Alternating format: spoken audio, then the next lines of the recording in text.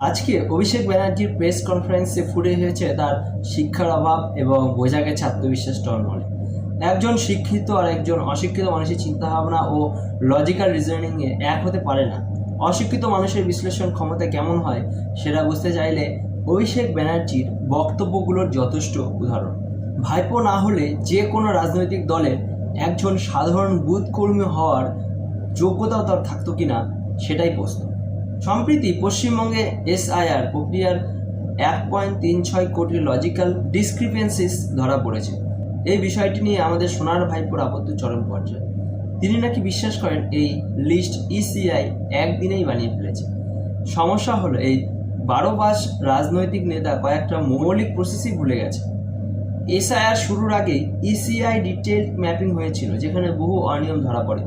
এরপর বিএলওরা ইমিউনেশন ফর্ম নেওয়ার সঙ্গে সঙ্গে ডেটা আপলোড করেছে। কেউ শেষ দিনের জন্য তথ্য জমিয়ে রাখেনি, প্রতিদিনই তথ্য যাচাই করে ইসিআই এর কাছে গেছে।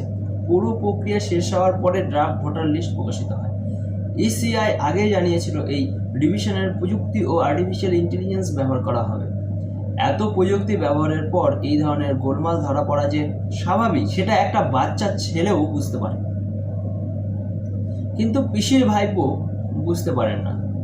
মনে হয় এটা সে আইপ্যাকের কেউ বানিয়ে দিয়েছে যে প্রেস কনফারেন্সের স্ক্রিপ্ট কি হতে পারে। আসলে অভিষেক ব্যানার্জি খুব ভালো করে বুঝে গেছেন এবার আর ভূতের ভোট পাওয়া যাবে না। তৃণমূল আর জালি ভোট ঢুকিয়ে বাক্স ভরতে পারবে না। এই বাস্তবতা থেকেই তার আতঙ্ক, আর সেই আতঙ্ক ঢাকতেই এই অশিক্ষিত নেতা নিজের দলের অশিক্ষিত কর্মীদের ভুলভাল যুক্তি আর মিথ্যা গল্প শোনানোর চেষ্টা করছে। আসলে সত্যিটা সহজ, ভোটার লিস্ট পরিষ্কার হলে সবচেয়ে বেশি অসুবিধায় পড়ে তারাই, যারা এতদিন জালিয়াতির উপর ভর করে রাজনীতি করছে।